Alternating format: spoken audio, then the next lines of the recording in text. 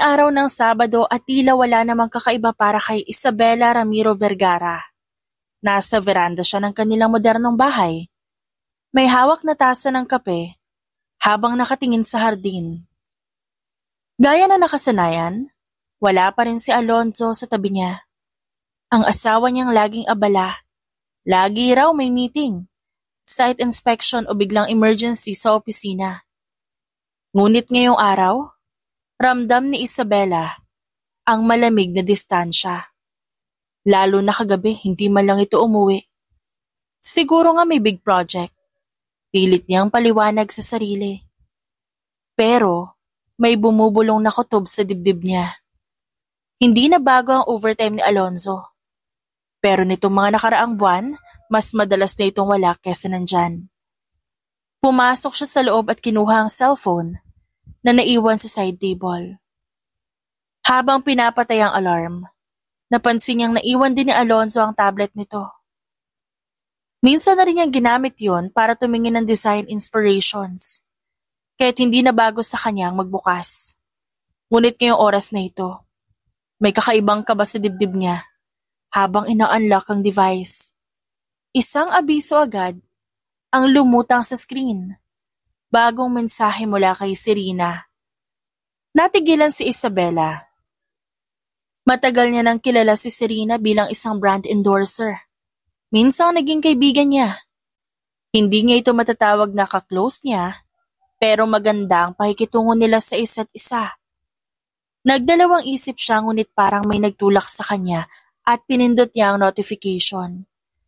At doon tuluyang nabasag ang katahimikan ng kanyang mundo. Humigpit ang hawak niya sa tablet.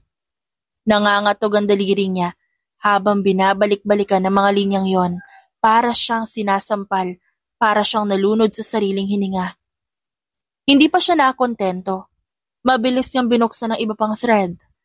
May mga larawan, mga stolen shots ni na Alonzo at Serena sa isang dinner, yakap, nagtatawanan. May mga planong getaway na pinapalabas ni Alonzo na business trip.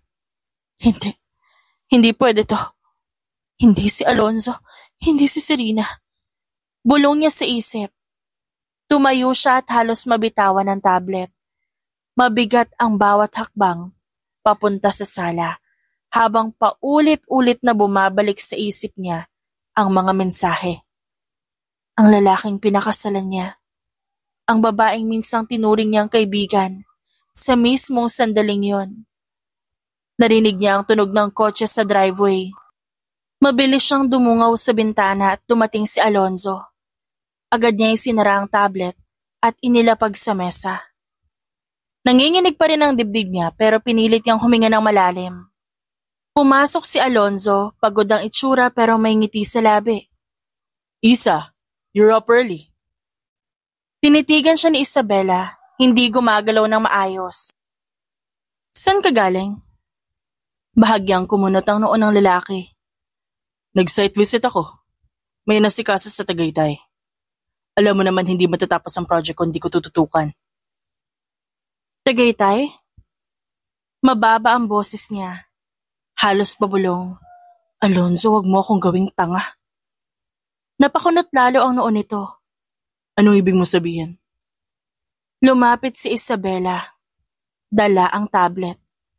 Ito ang ibig ko sabihin. At mariin niyang binato sa mesa ang device, kung saan nakadisplay pa ang huling conversation nila ni Serena. Natigilan si Alonzo. Saglit lang pero sapat na para makita ni Isabela ang pagkabigla sa kanyang muka. At ang kasunod na pagkabalisa. Isa. Umiling ito at pilit nang umiti. Hindi mo naintindihan. Hindi mo alam ang buong kwento. Hindi ko naintindihan? Nakikita ko lahat, Alonzo. Hindi mo na kailangang ipaliwanag. Lumapit si Alonzo, hawak ang braso niya, na tila gusto siyang pakalmahin. Mahal kita, Isa. Alam mo yan, nagkamali lang ako. Nagkamali? Pinutol niya at pariing kumawala sa hawak nito. Araw-araw mo ako niloloko. Bukod kay Serena, sino pa? Ha? Nanlaki ang mata ni Alonzo. Halatang hindi inaasahang babanggitin niya ang pangalan. So alam mo na. Natigilan si Isabela. Ang kawalan ng pagtanggay parang sibat na dumiretso sa kanyang dibdib. Walang palusot. Walang pagtatakip. Totoo lahat. Doon parang huminto ang oras. Ramdam niya ang sakit na humihiwa sa loob niya. Pero mas nangingibabaw ang galit at pagkadiri. Alonzo? Anong klaseng tao ka? Isa, please. Nagmamakaawa ang tinig ng lalaki. Hindi ko plano saktan ka, nangyari lang. Nangyari lang? Nangyari lang? Napatawa siya ng mapait. Nangingilid ang luha sa mga mata niya. Hindi lang to isang pagkakamali, Alonzo. Pinili mo siya. Pinili mo ako pagtaksilan araw-araw. Tahimik ang buong sala. Tanging hingal nila ang naririnig. Sa isang iglap, lahat ng alaala nilang mag-asawa, mga pangakong binitawan, mga pangarap na pinagsaluhan, ay tila abo na lamang sa harap ng kanyang mga paa. Muli siyang tumitig kay Alonzo, puno ng hinanakit. Simula ngayon tapos na tayo. Hihilingin ko ang annulment sa'yo. Mariing umiling si Alonzo. Isa hindi. No. Hindi ako papayag. Hindi kita papayagan. Hindi kita kayang pakawalan. Nauutal na sabi nito. Lalong nadurog ang puso niya. Hindi dahil sa sinabi nito. Kundi hindi niya ramdam ang pagmamahal na yon. Bagkus, kontrol ang nakapalibot sa kanila. Humakbang siya palayo, diretso sa pintuan. Bago siya lumabas, nagsalita siya. Puno ng puot. Alonzo. Hindi ako ang babae na kaya mong gawing bulag at tanga. Hindi mo ako pagmamay-ari. Naramdaman ni Isabela ang bigat na unti-unting nababawasan. Kahit ang sugat ay sariwa pa, sa likod ng pintuan hinihintay siya ng isang bagong mundo. Isa na marahil ay magsisimula sa paghihilom at sa paghihigante. Mainit ang hapon nang pumasok si Isabela sa lobby ng isang high-end hotel sa Makati. Sa loob ng ilang araw matapos ang komprontasyon kay Alonzo, pakiramdam niya, wala siyang direksyon. Hindi pa rin niya magawang i-file ang annulment dahil sa matinding pagtutol nito. Kaya ngayon, pinilit niyang iharap ang sarili sa isang business luncheon na inimbita siya ng kaibigang interior stylist. Normal lang to. Pilit niyang kumbinse sa sarili. Isang lunch meeting, walang drama.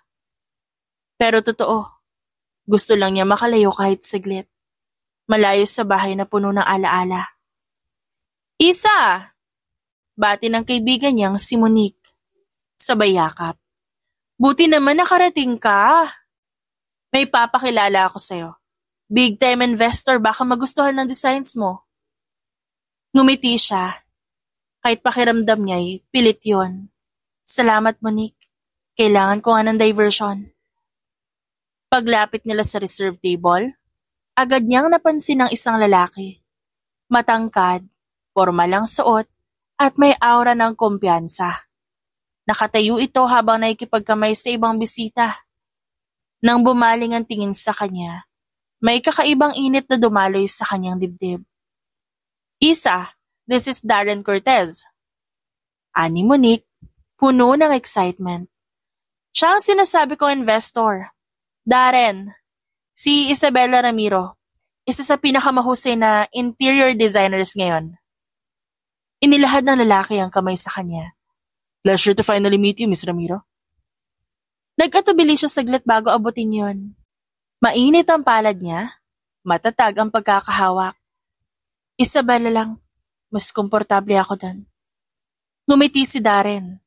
Isang ngiting hindi basta-basta. Hindi mapagmataas. Hindi pilit, kundi may halong interes. Alright, Isabela. Umupo sila at nagsimula ng mag-usap tungkol sa mga proyekto. Habang naglalahad siya ng idea tungkol sa sustainable designs, nakikita niyang attentive si Darren. Hindi lang ito nakikinig. Parang iniintindi talaga nito ang bawat salita niya. Impressive. Sabi nito matapos ang kanyang presentasyon. I like how you balance functionality with elegance. Hindi lahat ng designers kayang gawin yon. Naginit ang pisngi niya at agad siyang uminom ng tubig para maitago ang pagkapahiya. Compliment lang yan. Don't overthink it. Aniya sa sarili. Pagkaraan ng meeting, isa-isang nagpaalam ang mga bisita. Naiwan sina Isabela at Darren sa mesa, pero tila hindi nagmamadali. So, kumusta ka naman Isabela? Kanina pa kita napapansin. Parang may mabigat kang dinadala. Bunga ni Darren habang pinaglalaroan ng wine glass. Nagulat siya. Sanay na siyang magtago ng emosyon sa harap ng tao. Pero parang nabasa siya nito. It's nothing. Pagod lang siguro. Hindi kumurap si Darren. Nakatitig sa kanya na para bang naghihintay ng mas totoo. Sometimes, pagod ang tawag natin sa mga hindi natin kailangang ipaliwanag ng sakit. Natigilan si Isabela. Saglit siyang napalingon sa bintana at tinatakpan ng bahagyang pagkabasa ng mata. He doesn't know me. He shouldn't see me like this. Ana ang kanyang isipan. Pasensya na. Hindi ko intensyon maging dramatic sa first meeting natin. Don't apologize. Alam mo ba, minsan mas madaling magsabi ng totoo sa estranghero kaysa sa mga taong kilala natin. Hindi niya alam kung bakit, pero biglang gumaan ang dibdib niya. Marahil dahil wala itong alam tungkol sa kanya. O marahil dahil sa paraan ng pananalita nito. Sincere. Hindi mapanghusga. Estranghero ka nga, pero hindi ibig sabihin kaya kong sabihin ng lahat sa'yo. Fair enough, but I think hindi yata nasabi ni Alonzo sa'yo. Tumaas ang kanyang kilay. Kilala mo ang asawa ko? Well, he was a friend. Nakahinga siya ng maluwag. Ang buong akala niya, may connection pa rin to kay Alonzo. At may makukuha siyang konting impormasyon. Tumayo sila sa mesa. Nagalok si Darren na ihatid siya ng sasakyan at hindi naman siya tumutol. Habang naglalakad sila sa hallway ng hotel, ramdam ni Isabela ang presensya nito. Hindi nakaka-intimidate, kundi oddly comforting. Pagdating sa kotse, binuksan ni Darren ang pinto para sa kanya. It was nice meeting you, Isabela. I hope this isn't the last time. Bago siya sumakay ng kotse, tinitigan niya ito saglit. May kakaibang pakiramdam na hindi niya maipaliwanag. Yeah, I hope so too. Bulong niya, halos hindi na marinig. Habang paalis ng sasakyan, hindi niya napigilang lingunin si Darren. Nakatayo pa rin ito at nakangiti. Mahina siyang natawa. Pare-pareho lang kayo mga lalaki. At huwag ka nang umasa na may matinong tao pa ngayon. Asawa nga niloloko. Yan pa kaya hindi mo kalala. Aniya sa sarili at umiling. Mabigat ang hangin sa opisina ni Attorney Ramos. Ang lawyer ni Isabela. Malinis ang mesa nito. Nakasalansan ng maayos ang dokumento. May isang fountain pen na nakapatong sa gitna. Nakaupo si Isabela sa harap. Balikat na nakatindig ngunit ang kamay mahigpit na magkadikit sa kanyang kandungan. Mrs. Vergara.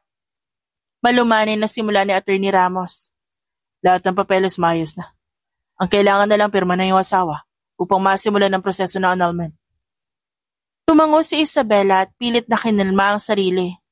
I will handle that. 2 oras na lumipas, bago siya nakatayo sa harap na opisina ni Alonzo. Ang sariling architectural firm nito ay punong-puno ng tauhan, abala sa kani-kanilang gawain. Pagpasok ni Isabela halos lahat na palingon. Nagsalubong ang mga titig, tila nagtataka kung bakit naroon siya. Good afternoon, ma'am. Bati na sekretarya. Ngingiti-ngiti ngunit may halong kaba. Do you have an appointment? I don't need one. Diretso siyang naglakad patungo sa glass door ng opisina ni Alonzo. Hindi niya na hinintay ang pagtutol. Binuksan niya ang pinto at nadata ng asawa. Nakayuko sa blueprint. Isa? Gulat na tawag ni Alonzo at agad tumayo. What are you doing here? Inilapag ni Isabela ang brown envelope sa mesa. Annulment papers. Basahin mo, pirmahan mo at tapusin na natin to. Para siyang binuhusan ng malamig na tubig. Nanlaki ang mga mata ni Alonzo. Annulment. Hindi ba't ito rin ang gusto mo? Sagot niya at nanlalamig ang tono. You chose someone else, Alonzo. You made it clear the moment you betrayed me. Lumapit ang lalaki. Tinangkang hawakan ng kamay niya ngunit umatras siya. Isa, listen to me. I made mistakes, but that doesn't mean I want to lose you. Marriage isn't something you can just throw away. Natawa siya ng mapait. Throw away? Ikaw ang nagtapon sa akin, Alonzo. Ako ang naiwan na nagbukang tanga. Pumipintig ang panga ni Alonzo. Pilit pinipigilan ng emosyon. Hindi ko pipirmahan yan. Nanigas ang dibdib ni Isabela. You don't get to decide for me anymore? Mag-asawa pa rin tayo. At habang buhay pa ako, hindi kita bibitawan. Tahimik na napailing si Isabela. Ang dating tinig na minahal niya ngayon isa ng kulungan. Hindi mo ako mahal, Alonzo. Hindi na. Ang pinanghahawakan mo, pride mo, hindi ako. Isa. Lumambot ang tinig ng lalaki at halos nagmamakaawa. Give me a chance to fix this. I will end things with Serena. I'll prove to you that we can still make this work. Nanginginig na ang katawan ni Isabela. Hindi dahil sa pag-ibig kundi dahil sa puot. You had your chance. Every night you lied to me, every time you chose her, you ended this marriage yourself. Umigting ang katahimikan sa pagitan nila. Sa labas maririnig ang ingay ng mga empleyado. Pero sa loob, tanging tibok ng kanilang puso ang nangingibabaw. Malakas, mabigat, sugatan. Isa, please. Don't do this. Huminga siya ng malalim. Pinilit pakalmahin ang sarili. Attorney Ramos will be in touch with you. Sana matauhan ka na ito ang tanging paraan para makalaya tayo pareho. Binalik niya ang envelope sa mesa. Mariing tinapik.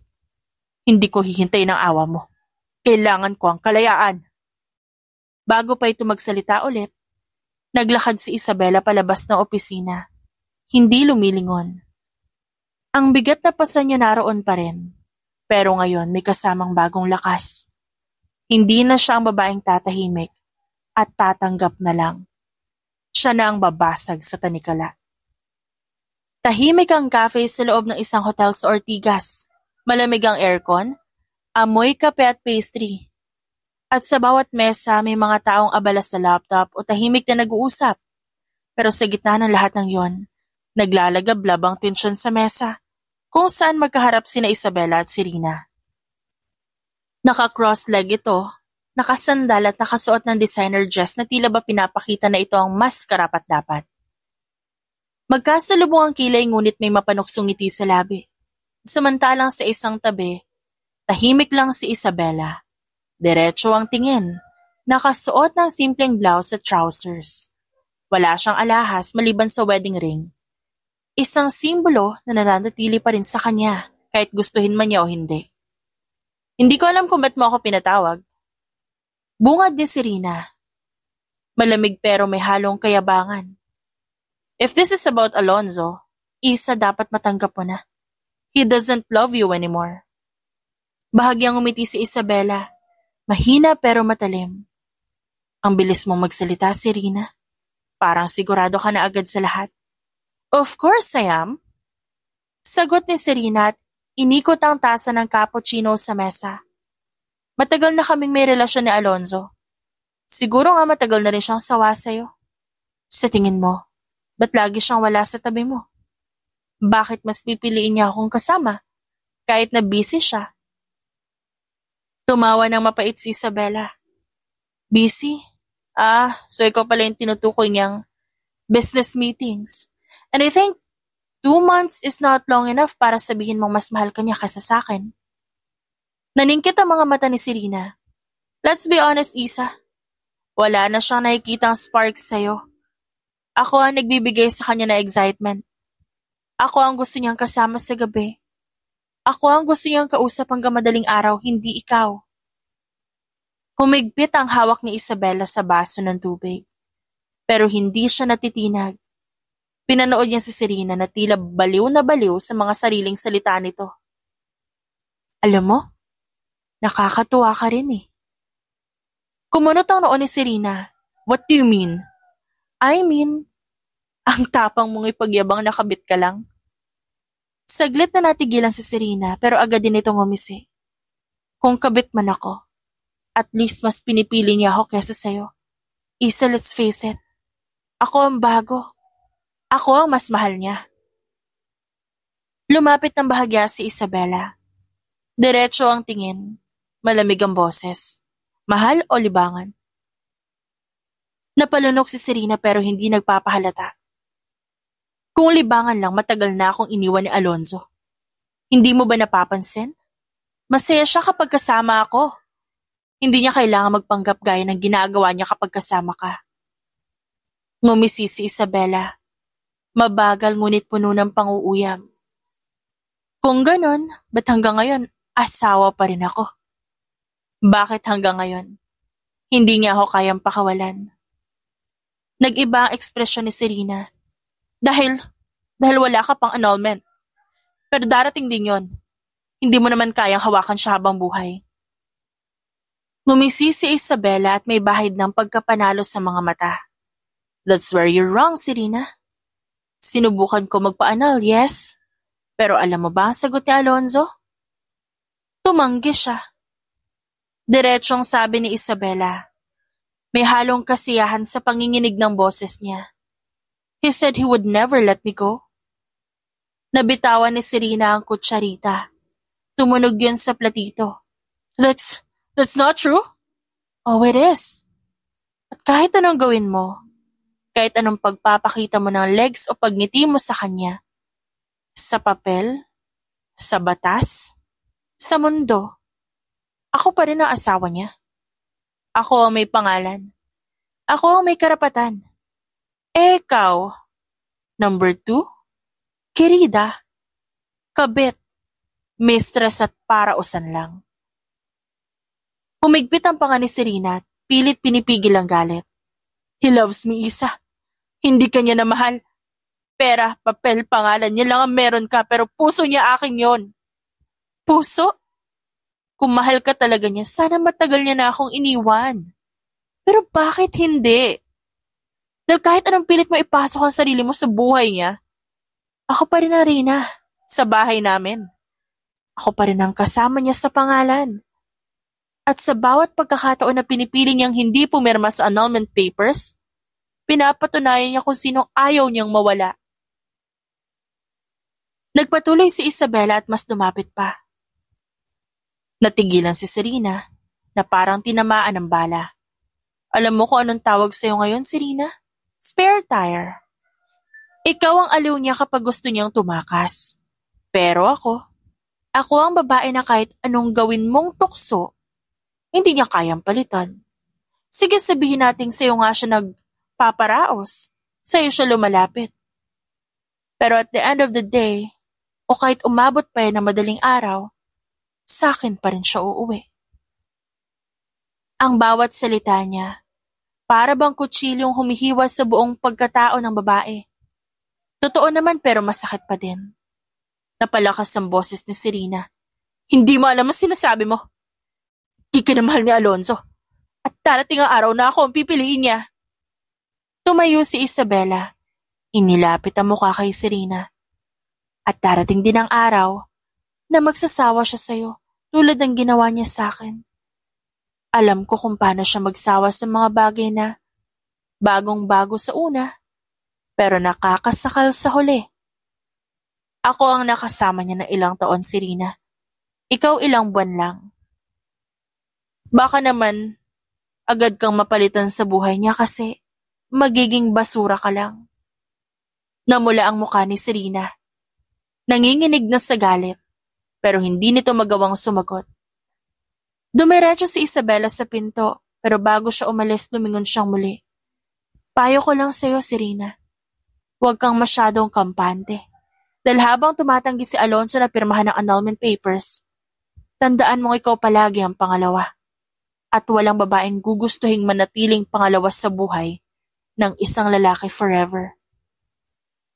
Hindi man niya hawak ang buong kalayaan, hawak naman niya ang dignidad, at higit sa lahat na patunayan niyang hindi siya basta-bastang asawa.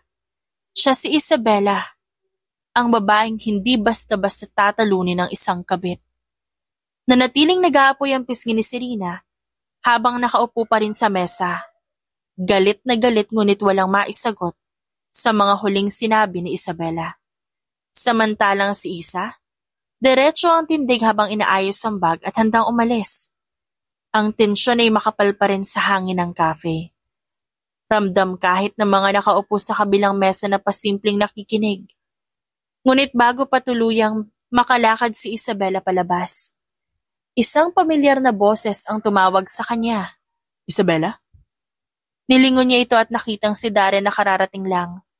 Naka-rolled up sleeves ang navy blue polo. May kasamang natural na aura ng kumpiyansa na hindi kailanman magmumukhang pilit. Naglakad ito, papalapit na nakangiti. Ngunit bahagyang nagbago ang ekspresyon nang mapansin ang babaeng kaharap ni Isabela. Napalingon si Serena. Nanlaki ang mga mata. Darren? Serena. Mahina nitong usal at halatang nagulat. Sandaling katahimikan. Nagtagpo ang mga mata ni Darren at Isabela. At sa mga titig niya, walang halong tutol, walang panghuhusga, tanging paghahanap ng paliwanag. Small world. Bulong ni Darren. Halos pilyo ang ngiti ngunit may bahid ng sarkasmo. Hindi ko inakalang dito ko kayo makikitang dalawa, magkasama. Umigting ang panga ni Serena at halatang nabalisa. You don't understand. Ngunit pinutol siya agad ni Isabela. Malamig ngunit buo ang tinig. Ano pa bang hindi niya maintindihan, Serena? Siguro na mas sapat na ang nakita niya. Tumikim si Darren. Bahagyang nakataas ang kilay. So, ikaw pala ang dahilan ng biglaang site visits ni Alonzo? Natigilan si Serena at namutla. Don't twist this, Darren. Pero ngumiti lang si Darren. Nakasandal sa mesa na para bang nanonood ng palabas. Twist? Di ko kailangan. Ikaw na ang nagkwento ng lahat, Serena, kahit di mo sinasabi. Don't think this changes anything. Alonzo will still choose me. Saad ni Serena at nakatingin ng mariin kay Isabela. Kung ganon, ba't parang natataranta ka ngayon? Walang maisagot si Serena. Tumalikod dito at nagmadaling lumabas ng cafe at iniwan silang dalawa. Nang makaalis ito, napabuntong hininga si Darren. Well, that was dramatic. Hindi napigilan ni Isabela matawa kahit may halong pait. Umupo si Darren sa bakanting upuan na iniwan ni Serena. Hindi niya hinawakan ng kape. Nakatuon lang ang tingin kay Isabela. So kabit pala na asawa mo si Serena? At kaibigan ko pa naman si Alonzo. May bigat ang salita pero ang tono ni Darren hindi mapanghusga. Para bang kinokolekta lang niya ang piraso ng puzzle. Yes, she's the mistress. At hindi ko nabibilangin kung ilang gabi niya akong ginawang tanga. I guess, mas maswerte ako kaysa sa kanya. At least, hindi ako nagpakulong sa ganong relasyon. Hindi mo siya minahal. I did. Or at least, I thought I did. Pero ngayon looking at you, and how you fought her back there, parang ikaw mas deserving ng loyalty, Isa. Flattery won't get you anywhere, Darren. Ani Isabela, ngunit hindi siya umatras. Ngumiti ito at mas malalim na tumitig. Maybe. Or maybe it will eventually. Umiling si Isabela, ngunit may konting ngiti sa labi. Hindi ko alam kung anong klaseng tao ka talaga, Darren. Pero isang bagay ang malinaw. Hindi mo ako tinitignan bilang biktima. Ba't naman kita titignan bilang biktima? Kung kitang-kita kung kaya mong talunin ng isang Serena Valderrama sa sarili niyang laro. Hindi nakasagot si Isabela. Ngunit sa kaibuturan niya, ramdam niya ang kakaibang aliw sa mga salitang yon. Malalim na ang gabi nang bumalik si Isabela sa kanilang bahay. Tahimik ang paligid, tanging tiktak ng wall clock ang maririnig. Sa sala nakaupo si Alonzo, naka-roll up sleeves, hawak ang isang basong whiskey. Ang mga mata nito, malamig at matalim, nakatuon kay Isabela na kagagaling lang mula sa kusina. Dala ang maliit na bote ng tubig. Late. Bungad ni Alonzo. Mababa ang tono. Huminto si Isabela sandali, bago dumiretso sa sofa sa tapat nito. I had a meeting. Sagot niya. Meeting? Sa cafe? Tumawa si Alonzo ng mapait.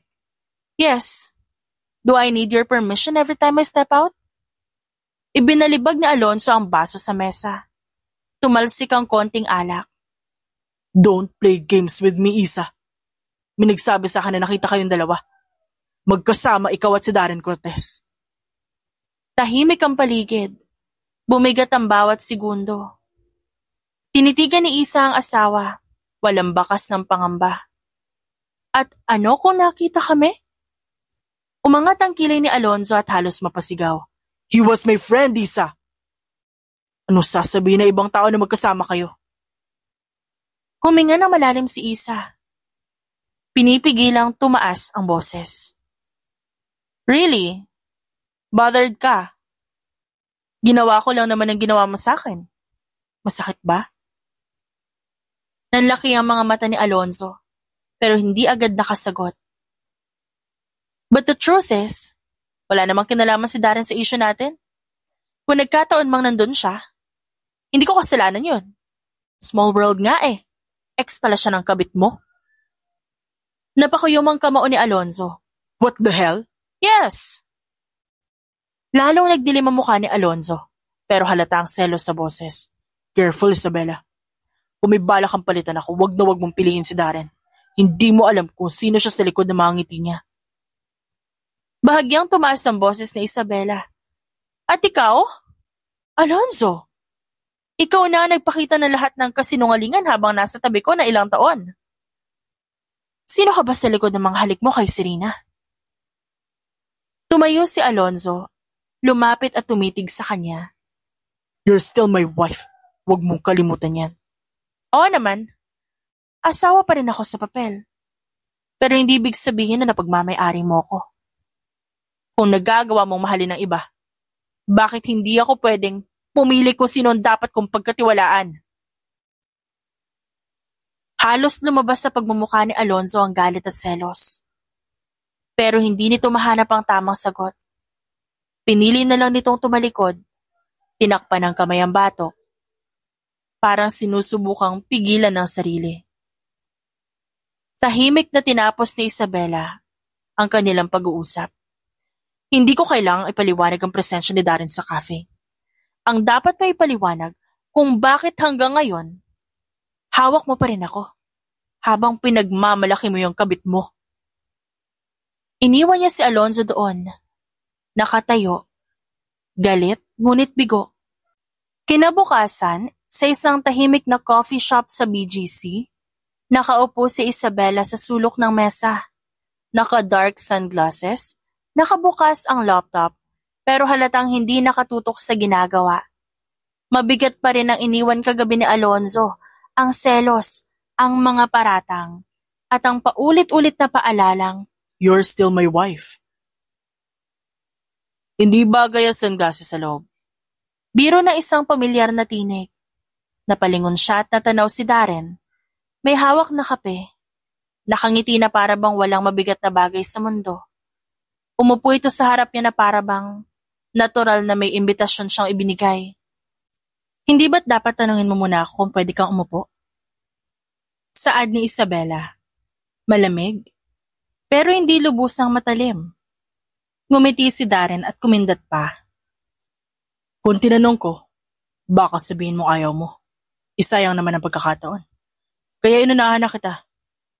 Napabuntong hininga si Isabela. Lagi ka bang ganyan?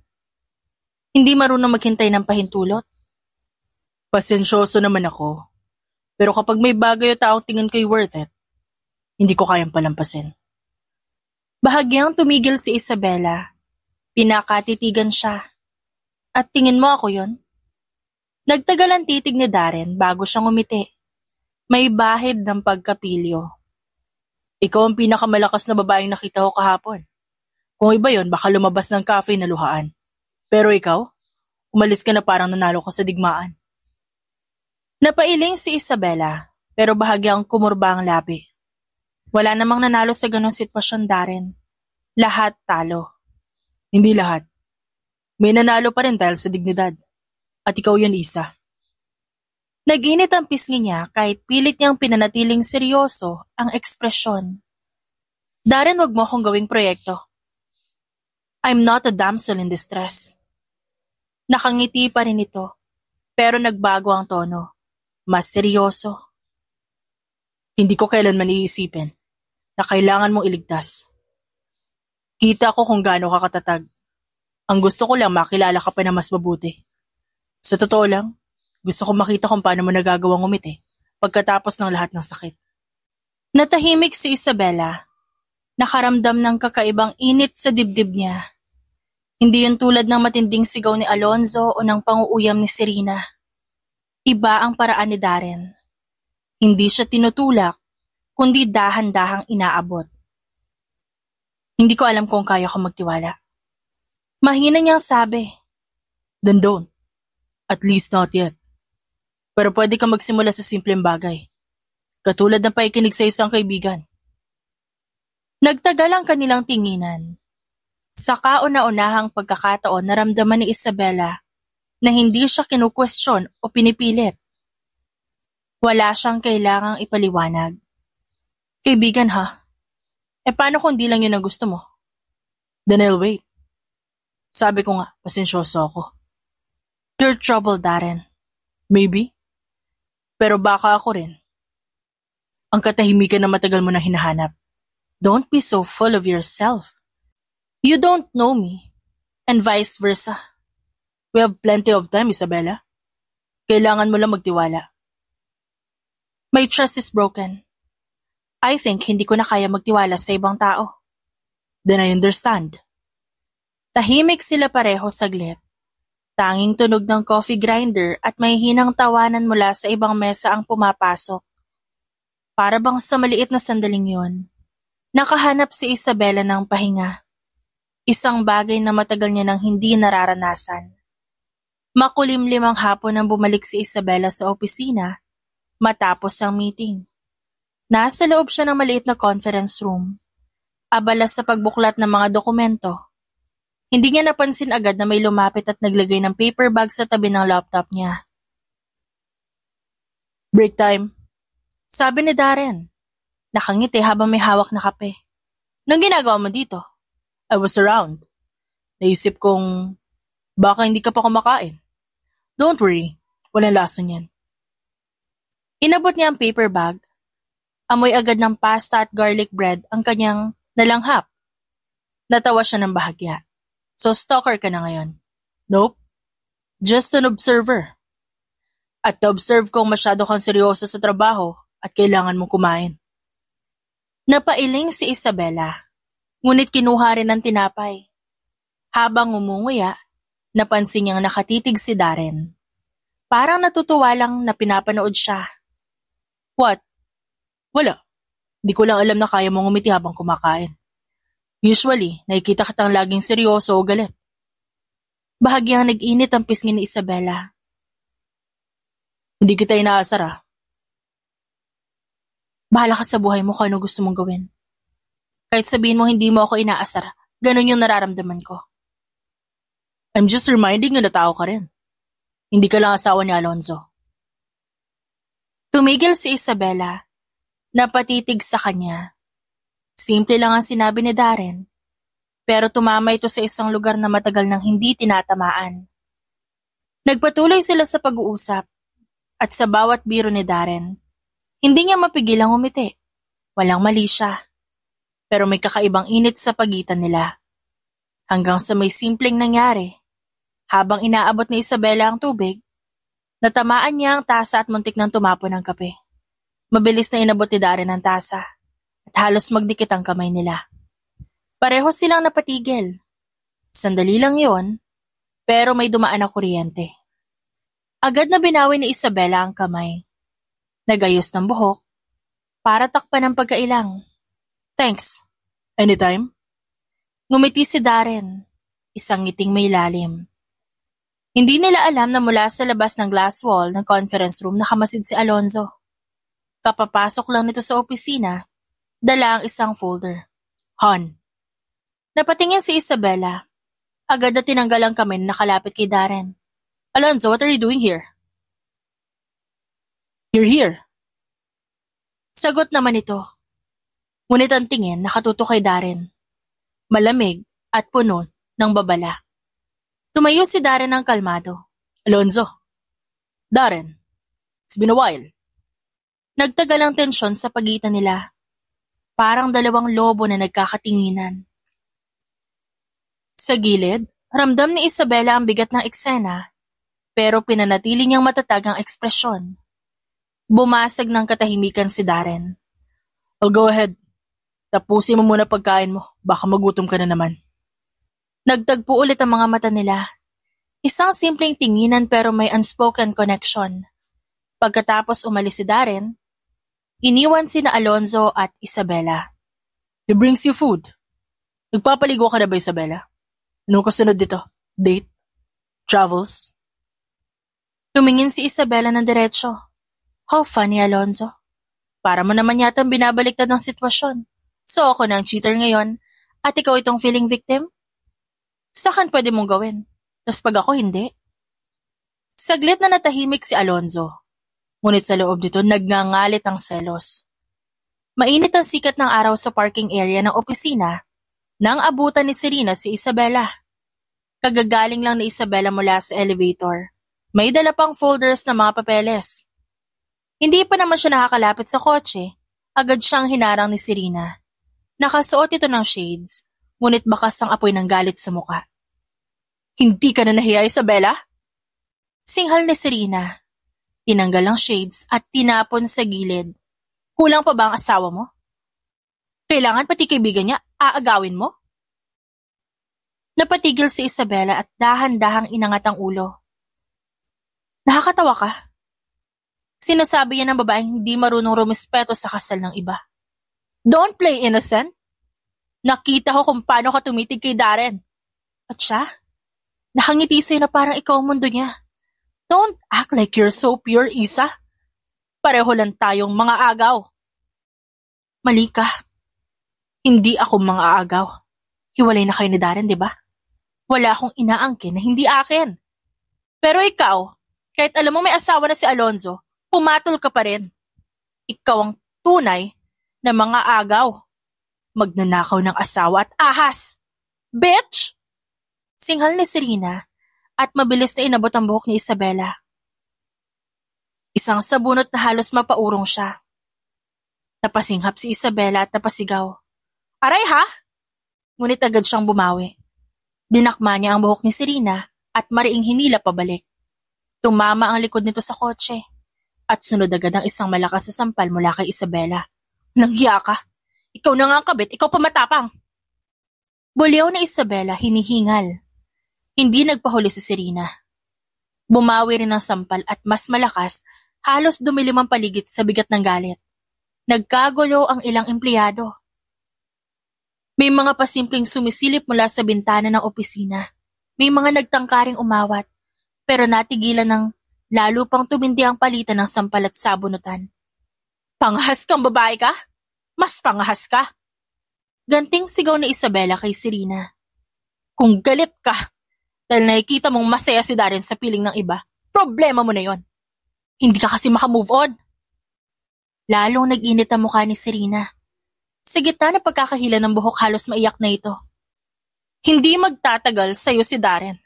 At siguradong iiwan ka rin niya gaya ng ginawa ni Alonzo sa'yo. Tapos ano? Sa'yo rin mapupunta si Darren? Ayun ba ang gusto mo? Gusto mo siyang balikan? Di gawin mo habang kayo pa ni Alonzo. Kala mo siguro nakakadagdag sa pagkababae mo yung pagiging kabit. Nakakasuka ka. Nanlabo ang paningin ni Serena sa sakit ng salita. Pinakawalan ni Isabela ang buhok ni Serena at biglang tinulak ito. Dahilan para mabangga sa hood ng kotse. Taste your own medicine, Serena. Nakakatawa ka din, no? Ex mo na yung tao pero nagsiselos ka pa rin. Insecure ka lang ba o sadyang makati ka lang? Ha? Anong gusto mo? Lahat ng lalaki sa'yo? Bago pa makabawi si Serena, isang malakas na boses ang pumagitna. Enough! Si Darren, mabilis na lumapit. Mariing hinila si Serena palayo kay Isabela. Ang katawan nito'y parang pader na humarang sa pagitan ng dalawang babae. Are you both insane? This is a damn parking lot. Gusto niyo bang gawing sirko sa opisina niyo? Nangatal si Serena, pinipigilan pa rin kumawala. Darren, don't you dare defend her.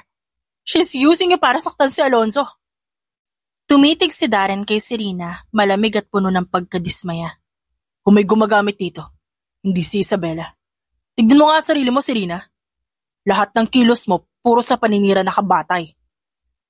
Natigilan si Serena at parang tinamaan ng tinig ni Darren.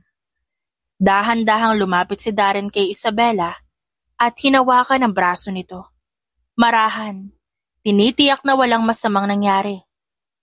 Are you okay? I'm fine. Nagtagpo ang mata nila. Walang sinabi si Darren pero ramdam ni Isabela ang suporta at proteksyon sa titig nito. Sa mismong gabi matapos ang gulo sa parking lot, tinawagan ni Alonzo si Isabela. Hindi niya sinagot, pero hindi doon natapos. Pagdating ni Isabela sa bahay, nadatnan niya si Alonzo sa sala. Nakaupo na para bang hari, hawak ang baso ng alak. Kala mo siguro hindi ko malalaman? Malamig na bungad ni Alonzo.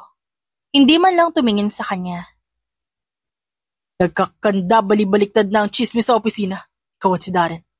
What the hell do you think you're doing, Isabela?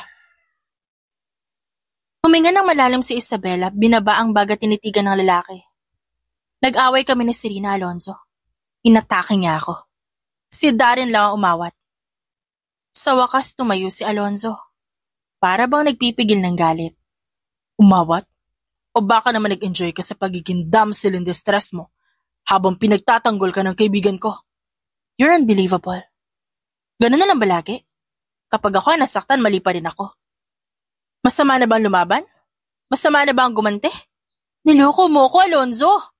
Isabela, isipin mo nga. Kung totoo kang asawa, kung ginawa mo ang tungkulin mo, hindi ko hahanapin sa iba ang pagkukulang mo. Kumunot ang noon ni Isabela. So, kasalanan ko na ngayon. Ako pa ang may kasalanan kung ba't ka nagloko? At natulog sa kama ng ibang babae? Yes, kasalanan mo. Lagi kang malamig. Lagi kang abala sa trabaho. Na hindi mo man lang ako pinapansin. Dumating si Serena, at least, pinaalala niya kung anong pakiramdam ng pinahahalagahan. Naramdaman ni Isabela ang apoy sa dibdib. Pinipigil ang luha pero lumabas ang boses niyang matatag. Hindi mo ako niloko dahil may pagkukulang ako. Niloko mo ko dahil marumi kang lalaki na walang respeto sa asawa mo. Huwag mong baliktarin ang sitwasyon natin, Alonzo. Sandaling natahimik si Alonzo, ngunit agad siyang ngumisi. Ngayon ay mas mapanakit. Kaya mo bang tanggapin na baka mas mahal ko si Serena kaysa sayo? Na baka mas totoo siya kaysa sa peking asawa kong palaging may pader sa pagitan namin? Kung siya ang mahal mo, then leave me. Pirmahan mo yung annulment papers. Wala na makakapigil sa'yo. Ngunit biglang tumawa si Alonzo. Annulment? Isa kang hangal ko, akala mo papayag ako. Hindi ko ipapaanal ang kasal natin. Hindi ako magiging malaya para makita kang lumigaya sa piling ng iba, lalo na kay Darren. So this isn't about love. Gusto mo ng kontrol. And you want to keep us both, your wife and your mistress? Nasaan ang utak mo, Alonzo? Akin ka. Kahit anong gawin mo. Kahit sinong piliin mong lalaki, kahit pa si Darren, lalong-lalo na si Darren, hindi ko ibibigay sa'yo ang kalayaan na yan. You're pathetic. Kung sa tingin mo sa akin, pag-aari mo, mas lalo kong pipiliing mawala, kesa manatili sa piling ng isang halimaw na may saltik ang utak. Saglit na nagtagpo ang kanilang paningin. Mata laban sa mata, pride laban sa pride. Sa bandang huli si Isabela ang tumalikod. Iniwan niyang mag-isa sa sala si Alonzo. Hawak pa rin ang baso ng alak. At sa unang pagkakataon, hindi si Isabela ang mukhang talunan. Tahimik ang maliit na conference room ng law office. Nasa gitna ng mesa ang ilang makakapal na folders, mga dokumentong nakapila para sa susunod na kaso. Sa kabilang dulo nakaupo si Attorney Ramos. Humarap ito kay Isabela na nakaupo ng tuwid, hawak ang sariling folder ng annulment papers. Kita sa mukha ni Isa ang pagod pero malinaw pa rin ang determinasyon. Mrs. Vergara, binasa ko na lahat ng dokumento yung pinasa mo.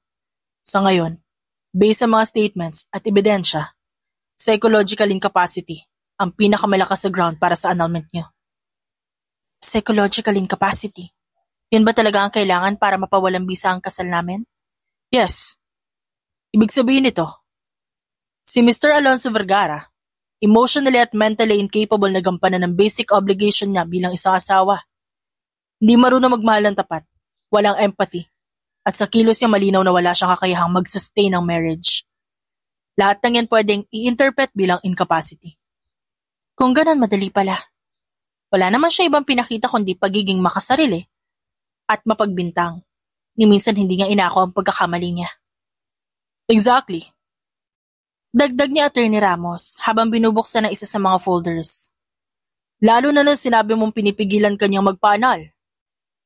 Ang control issues at pagiging narcissistic ay pwedeng gamiting ebidensya.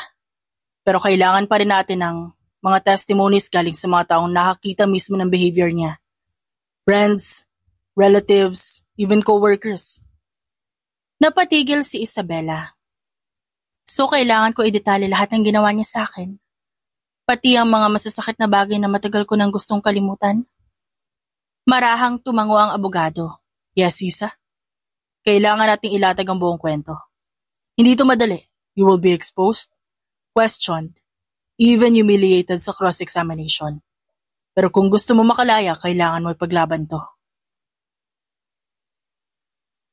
Tahimik si Isabela saglit. Napatingin siya sa folder na hawak, saka mahigpit na huminga. Kung ganun ilalaban ko. Ayoko manatili sa isang kasal na parang kulungan. Hindi na ako magpapadala sa guilt-tripping niya. Gusto ko maging malaya. Ngumiti ng konti si Attorney Ramos. That's the spirit. And don't worry, nandito ako para ipaglaban ka. Kailangan lang nating maging consistent. Every insult, every time na may binabato siyang kasalanan sa'yo, isama natin. Ang mismong pagtanggi niya sa annulment, ironically, makakatulong pa sa atin. Dahil mas lalo niyang pinapakita na hindi siya emotionally mature to handle marriage. So what you're trying to say is, siya mismo ang magsisira sa sarili niyang depensa. Exactly. Ang korte hindi basta-basta nagpapawalang bisa ng kasal. But once they see that his marriage is beyond repair, dahil sa incapacity na asawa mo, malaki ang chance natin. Attorney, hindi ko alam kung kaya ko pa magtagal. Lahat ng insulto, lahat ng panggagaslight ay nakakapagod.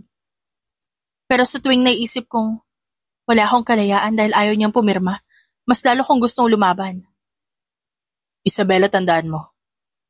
Hindi ito ginagawa para mapatunayan na ikaw ang tama. Ginagawa mo ito para mabawi ang sarili mong buhay. Hindi ka alipin ang asawa mo. I'll do it. I'll testify. I will tell everything.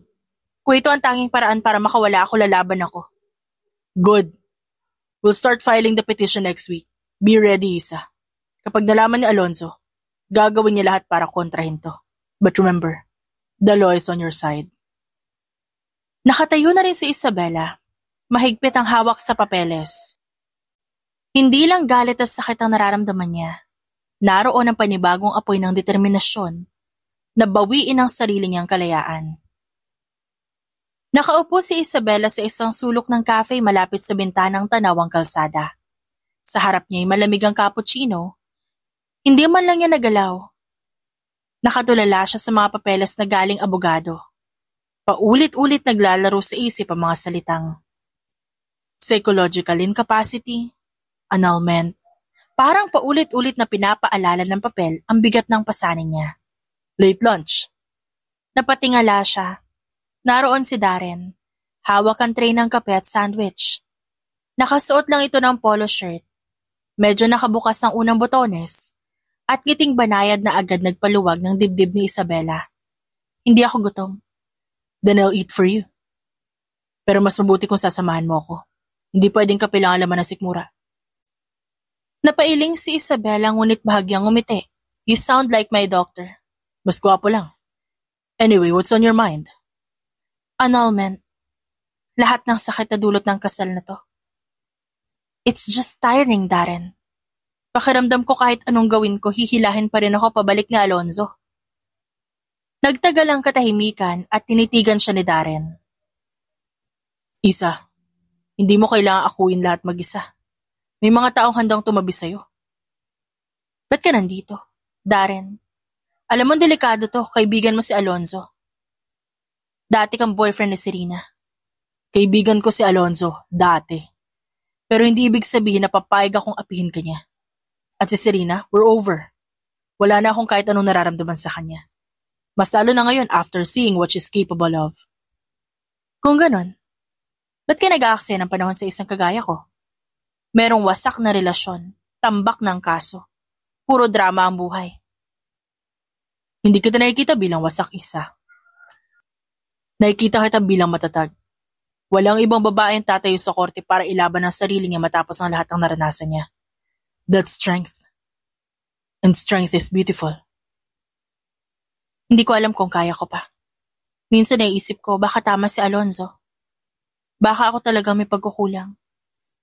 Kung hindi, bakit niya ako pinaliliwanagan? Stop. Hindi mo kasalanang niloko ka niya. Ang pagkukulang nasa kanya hindi sa'yo. At kung hindi niya kayang makita na sapat ka, bulag siya. Hindi ikaw ang kulang. Darren. What? I don't understand. Bakit parang mas may tiwala ka pa kaysa sa sarili ko? Because I see you. Hindi si Mrs. Vergara. I see you as Isabela. At sa nakikita ko, wala kang dahilan para pagdudahan ng sarili mo. Napangiti si Isabela kahit pa may luha sa gilid ng kanyang mata. May init na bumalot sa kanya. Hindi galing sa galit, kundi sa isang bagay na mas magaan at mas totoo. Hindi ko rin alam kung saan hahantong ang lahat, Isa. Pero isang bagay na sigurado, you don't have to be alone. Nang sumunod na araw, walang salita na nakaupo si Isabela sa harap ng desk ni Atty. Ramos. Hawak ang tasa ng kape na hindi niya halos nagalaw. Sa gilid ng mesa nakasalansa ng annulment papers na pinaghahandaan nilang ihain. Isa, you've been asking if you can do more than just file for annulment. Kung gusto mong papanagutin sila sa ginawa nila, may criminal case na pwedeng isampa. Criminal case? You mean concubinage? Since ikaw ang legal wife at malinaw ang relasyon ni Alonzo kay Serena, maaari mo silang kasuhan dalawa. Si Alonzo bilang pangunahing akusado at si Serena bilang kanyang kinakasama. So pwede sila makulong? Yes. Pero tandaan mo, mahirap tong patunayan. Kailangan natin na ebidensya, pictures, witnesses, testimonies na nagpapatunay na nagsasama sila o nagkaroon ng relasyon habang kasal kayo. Hindi sapat ang simpleng hinala. May mga taong pwede akong tawagan. Ang dating driver ng sekretarya ni Alonzo, nakita nila si Serena sa kondo niya. Ilang beses kahit nung kasal kami. Kung ganun, we have a strong case. Pero Isa, ang pagsasampa ng concubinage, hindi lang legal. Digmaan to. Lalabas sa publiko ang lahat. Magkakagulo ang pangalan nila, pati ikaw damay. I'm not afraid. Ilang beses na nila ako inilubog sa kahihiyan. Panahon na para ipakitang hindi ako babasahin lang sa tabi-tabi. Very well. Then we have to prepare. The annulment will give you the freedom. The concubinage case will give you justice. Are you ready for it? More than ready, attorney. Kung ayaw niyang pakawalan ako, sisiguraduhin kong haharapin niya lahat ng kasalanan niya. Hindi niya malilimutan ang mga araw na yon. Ilang buwang pagtitiis, pakikipag-usap sa abogado, at tahimik na paglalakad sa anino habang naghihintay ng resulta ng pagsisiyasat ng kanyang private investigator. At ngayong hawak niya na ang folder na puno ng ebidensya laban kina Alonzo at Serena, Ramdam ni Isabela ang matinding panginginig ng kanyang kamay, hindi sa takot, kundi sa matagal ng pinipigilang galit na unti-unting magkakakulay ng hustisya. Attorney Ramos, lahat ito sapat na ba? More than enough, Isabela. We have pictures, hotel receipts, witness accounts. Hindi na ito matatakasan ni Alonzo.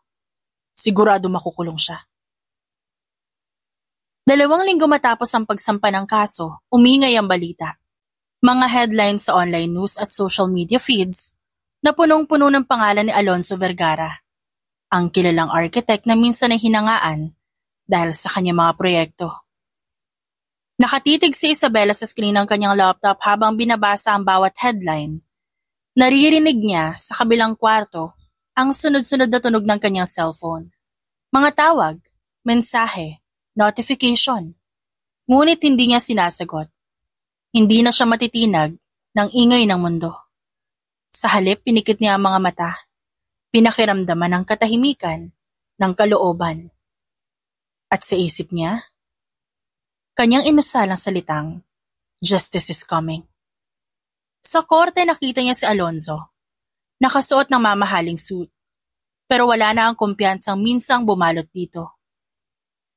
Sa tabi nito si Serena, nakatungo at nakasuot ng simpleng damit na tila sinusubukan pa ring magpaka-victim. Tiningnan ni Alonzo si Isabela mula sa kabilang mesa. Ang mga mata nito puno ng galit at hinanakit. Ngunit para kay Isabela, wala nang kapangyarihan ang titig nito. Nang magsimula ang paglilitis, ipinresenta ng abogado ang mga ebidensya, mga larawan ni na Alonzo at Serena na magkahawak kamay sa hotel lobby. CCTV footage ng mga gabi na magkasama silang lumalabas. Pati testimonya ng hotel staff. Pinakinggan ni Isabela ang lahat ng tahimik. Tuwid ang likod, malamig ang ekspresyon, at sa bawat piraso ng ebidensya, ramdam niya ang unti-unting pagbagsak ng mundo ni Alonzo.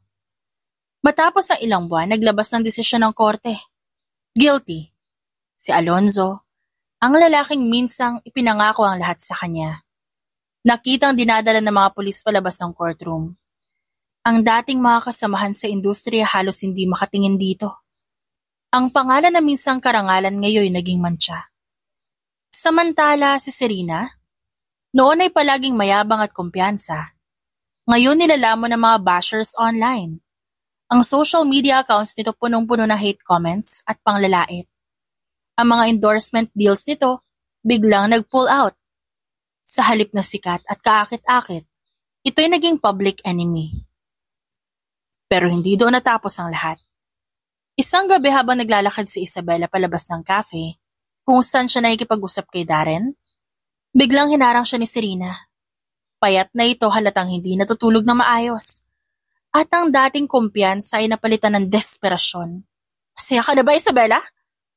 Pasigaw nitong bungad, halos mabasag ang boses. "Dahil ba nakulong si Alonzo? Dahil ba sinira mo ang buhay namin?" "Come on, Serena. Stop acting like a victim. Hindi ako ang sumira sa inyo. Kayo ang pumili sa landas na yan." Ngunit tumawa si Serena. Mapait. Halos magmukhang baliw. "Akala mo, mananalo ka? Alam ko ang totoo. Alam ko may relasyon kayo ni Darren. Kaya ka nagsusumikap na sirain si Alonzo. Gusto mong palitan siya ng kaibigan niya mismo. Wala kang pruweba, Serena. At kahit ano pa ibato mo, hindi mo mabubura ang katotohanan. Kayo ang nagkasala, hindi ako." Walang nasabi si Serena. Tumalikod na ito at umalis na. Pagbalik niya ng sasakyan, nadatnan niyang naghihintay si Darren. Nakatingin ito sa kanya mula sa passenger seat halata nag-aalala. "Are you okay?" "She's falling apart, Darren." Pareho sila ni Alonzo. Saad ni Isabela at dahan-dahang huminga ng malalim.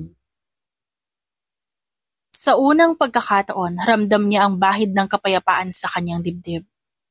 At sa dulo ng lahat, alam niya ang katotohanang siya ang mananalo. Tahimik ang gabi. Ang cafe na minsan nilang pinupuntahan ni Darren halos wala ng tao. Ang mga ilaw, sa kisame malambot, nagbubuhos ng gintong liwanag sa kanilang mesa sa sulok. Sa labas, ang mga kalsada'y natutulog na. Ngunit sa puso ni Isabela, may nagigising na panibagong kabanata. Ang tahimik mo. Basag ni Darren, nakatingin sa kanya mula sa kabilang panig ng mesa. Nakasuot ito ng simpleng jacket, nakasandal ng maluwag. Parang walang ibang gustong gawin kundi bantayan siya. Hindi ako sanay na hindi ka nagsasalita. Sanay ako sa ingay, Darren. Sa gulo. Sa bulyaw ni Alonzo. Sa pagyayabang ni Serena. Ngayon wala na sila. Parang naguguluhan ako kung paano ulit mabuhay. That's the best part, Isa. You get to decide. Wala na magdidikta sa'yo. Wala na sisira sa mga pangarap mo. Ikaw na may hawak ng buhay mo. I've been thinking about leaving, about starting over. Gusto ko magpakalayo-layo. Baka sa ibang bansa. Baka mag-aral ulit o magsimula ng maliit na negosyo. Gusto kong buuin ang buhay ko na hindi konektado sa kanila. Yung wala ng Alonzo, wala ng Serena, wala na nakaraan na hahabol sa akin. Of course you want to heal. Yes, for the first time in years, I want to live for myself. Not as Mrs. Vergara, not as the victim. Just Isabela Ramiro. Napatingin siya kay Darren. Parang natatakot sa magiging reaksyon nito. Ngumiti lang ang lalaki. Banayad at puno ng katapatan. Isa, you don't owe me anything. Kung saan ka man pumunta, kung ano man ang piliin mo, I will support you. Yumuko ang lalaki, pinaglaruan ng tasa ng kape. Pagkatapos ay tumingin ng tuwid. Diretso sa mga mata niya. Pero gusto ko malaman mo ang isang bagay. That I'm not going anywhere. I will wait for you. Kahit gaano katagal. Kahit saan ka pumunta. Kahit gaano katagal mong buuin ang sarili mo, I will wait. Why would you do that? Ba't ka maghihintay sa tulad ko? Sira na ang puso ko. Wasak na yung tiwala. Hindi ako yung babaeng perpekto para sa'yo, Darren. Hindi ako yung tipong magaan mahalin. You're wrong. You're the kind of woman worth waiting for. Kasi nakita ko kung paano ka lumaban. Kung paano ka bumangon. Kahit lahat ay gusto kang pabagsakin. At kung kaya mo mahalin ang sarili mo muli. Isa, sigurado akong darating ang araw, kaya mo magmahal ulit. You're crazy, Darren. Di mo alam ang sinasabi mo. I know. Hindi kita pinipilit, hindi kita hahabulin, kung hindi ka pa handa. Basta tandaan mo, this seat will always be here waiting for you. Kung ganon, panghahawakan ko yan. Kasi kahit ako gusto kong maniwala na may hinaharap ako. At kung darating ang araw na handa akong tumanggap ng pagmamahal, I will find you. Pagkatapos ng ilang sandali, nagpa siya silang maglakad palabas ng cafe. Ang hangin ng gabi malamig, ngunit sa tabi ni Darren, pakiramdam ni Isabela may mainit na bagay na humahawak sa kanya. Isang init ng kalayaan. Alam mo, parang pelikula lang. The heroine lives, find herself, then come back stronger. Baka hindi na ako bumalik. Then I'll go find you. Then I'll wait for that one day. Nagpatuloy siya sa paglalakad, kasabay ng ilaw ng lungsod na kumukutitap sa ilalim ng kalsada. Sa bawat hakbang, ramdam ni Isabela na ang buhay niya muling bumabalik sa kanya. Wala na ang tanikala na nakaraan, wala na ang bigat ng pagtataksil. Sa wakas, malaya na siya. At sa kalayaan niyang yon, may isang pangako nakatago, hindi sa anyo ng pagkakagapos, kundi ng pag-asa. Maaga, ang liwanag ng araw sumilip sa salamin ng airport. Tila ba nagbabadya ng bagong simula. Sa tabi niya si Darren, nakasuot ng simpleng jacket. Ang mga matay nakatuon lang sa kanya. Are you ready? Di ko alam, pero kailangan kong gawin. Good, kasi hindi lahat may lakas ng loob na magsimulang muli. Bago pa siya makasagot, inabot ni Darren ang kamay niya. Kahit saan ka magpunta, Isa, pagdadasal kita. Hanggang kaya ko hihintayin kita, kahit ilang taon pa. At kapag handa na ako, hahanapin din kita. Napangiti si Darren ng matamis. May halong lungkot at pag-asa. Isang huling yakap ang pinagsaluhan nila. Paglapit niya sa boarding gate, lumingon si Isabela. Nakita niya si Darren, nakatayo pa rin. Nakangiting hinahatid siya ng tanaw. 5 taon ang lumipas, sa wakas tuluyan ng naanalang kasal ni na Isabela at Alonzo. Hindi lang papel ang naputol, kundi pati lahat ng tanikala na nakaraan. Matagal siyang nanatili sa Netherlands. Nag-aral, nagtrabaho at higit sa lahat. Natutong muli kung paano mahalin ang sarili. Ngayon, habang nakatayo siya sa harap ng arrival gate ng airport, hindi mapakali ang kanyang puso. Hindi na siya ang babaeng iniwan at niloko noon. Siya na si Isabela. At na makita niya ang pamilyar ng ngiti ni Darren habang lumalapit, parang nawala lahat ng taon ng paghihintay. I'm here. Ngumiti si Isabela. Ngunit imbes na abutin yon, niyakap niya ito ng mahigpit. I'm ready now, Darren. This time mo lang iwanan. Bahagyang natawa ang lalaki, nanginginig ang tinig sa dami ng emosyon. I told you, I'd wait. And I would have waited longer if I had to. Sa gitna ng mataong paliparan, doon niya sinagot si Darren. Walang engrandeng drama. Walang saksi kundi mga taong dumaraan. Ngunit yun ang pinakatotoong sagot ng kanyang puso. Mula sa araw na yon, nagsimula silang bumuo ng panibagong buhay. Sa piling ni Darren, natutunan ni Isabela na muling magtiwala, magmahal, at maniwala na may tamang taong itinakda para sa kanya. At ngayon, magkahawak ang kanilang kamay, alam ni Isabela at Darren na nasa tamang tao na sila sa pamamagitan ng pagmamahal sa isa't isa. The end.